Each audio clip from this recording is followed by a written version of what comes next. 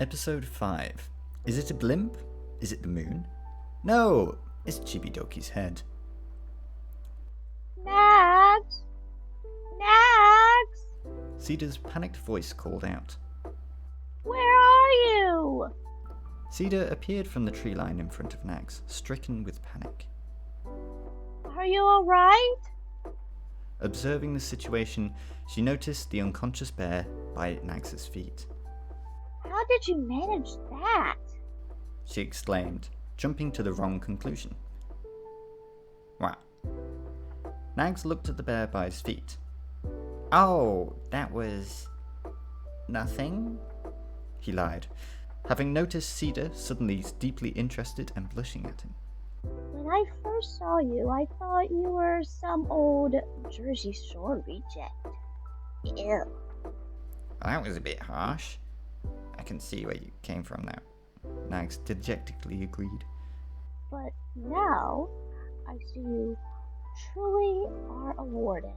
I promise I will support you whenever I can, so please order me to do anything. She said, getting very close to Nags and placing a hand on his chest. Woo. Nags, left speechless and in a daze, followed Cedar as she began to lead him on their journey once more. Leaving the forest, they were met by a great grassland that slowly sloped upwards to magnificent bare rock mountains. Captivated by the beauty of the scenery, Nags almost started wandering off in the wrong direction before Cedar called him back to her. They followed a simple dirt road that wrapped around the forest, encountering a few other travellers, most of them walking with various species of schnoz creatures, and a few carriages bumbling along. The trees to their left began to become more sparse and eventually curved away to the left. As they reached the peak of a small hill they were working up, a circular walled city seemed to grow from the earth. There it is, Nags. Doubles. The closest human settlement. Cedar announced. Nags looked over the city and squinted his almost blind eyes. Isn't that the exact same city as Konosuba? He half asked, half accused. Shh! Huh? Is that a blimp? No. The moon, right? As the huge circular object approached, more of its features became apparent. A pink swirl of string, or something, covered the top of it. Two large collections of the material spun like propellers on either side of it. It also appeared to have a disproportionate stick? No, body, hanging from it and kind of flailing about. Chibi? Nags shouted, having identified the mysterious flying object. Nags! She called back, in that annoying high-pitched voice she always puts on. How are you? Yo, Chibi. I'm, well, confused. How's that different from usual? Like, bro, you're thousands of years old. It's just an age thing. Probably. Hey, at least my head isn't so big and empty it makes me completely weightless. How does it feel like smelling in a room 2 hours before you enter it? How does it feel knowing that you have the same body type as Jack Skellington? Cedar watched their argument, confused whether they hated each other, this Chibi is a love rival, or that they just were that good of friends. Cedar interrupted. Both Nags and Chibi turned to her, ready to launch another insult.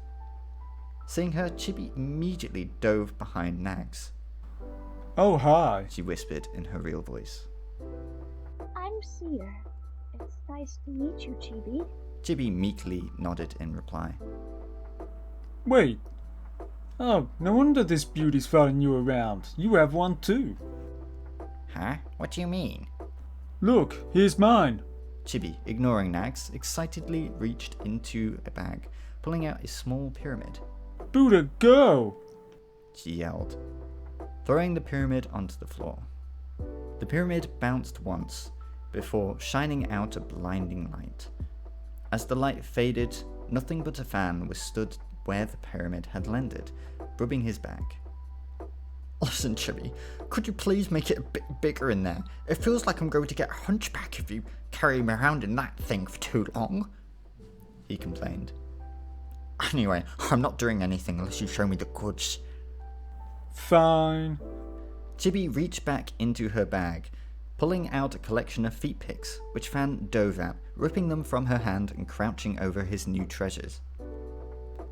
Oh yes, this is the stuff. Fan? Nags asked, not surprised, but still weirded out. What? He snapped. Oh, Nags, listen, it was my goal, and this Pepto-Bismol has been holding out on me. Wait, you got feet pics hours ago. Chibi outed.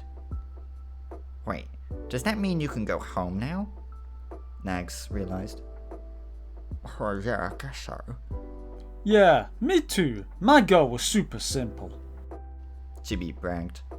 Devs! I mean author! Skill issue. Fuck you! What was your goal, Chibi? Nags asked. I needed to get someone to simp for me. Huh? How the fuck did you manage that? Not telling. Anyway, I gotta go. I'm streaming in bed and my child'll miss me. Chibi said. As she did, a nag nose appeared out of nowhere, sniffing Chibi into it and disappearing with her. Yeah, I've gotta go too. Peace, Fan claimed, still holding his new collection of grippers in his hand and disappearing like Chibi. Now left alone with Cedar, Nags cursed his luck. Boo! Ah! Nags screamed. Chibi's gremlin laugh followed as she reappeared, poking out of a nag-nosed nostril. I forgot to say that a Snozian like her is super rare. You should definitely keep her around. Chibi advised, indicating to Cedar before disappearing again. What? No way. View status. Cedar, female, Schnozian level 7. Skills, Allure level 10, Guide max level, else how else will Nags not get lost. Close quarters combat level 5, Carry level 6, Steppies level 1. But she doesn't even have a schnoz! Nags yelled. The boober is a lie. Written by Sunkro. A huge thank you to Reldeth the Summoner and Mr. Grey Wolf for playing 2 of my characters for me. Cedar and Chibi's female voice was narrated by Mystic Ray Wolf. Chibi's real voice was narrated by Reldeth the Summoner. The story was narrated by myself, Sunkro, including Nags and Fan. Chibi, if you see this, I'm sorry. Nags, well, you deserve it. It's fine. And I hope you enjoyed. Good night, good day, good morrow.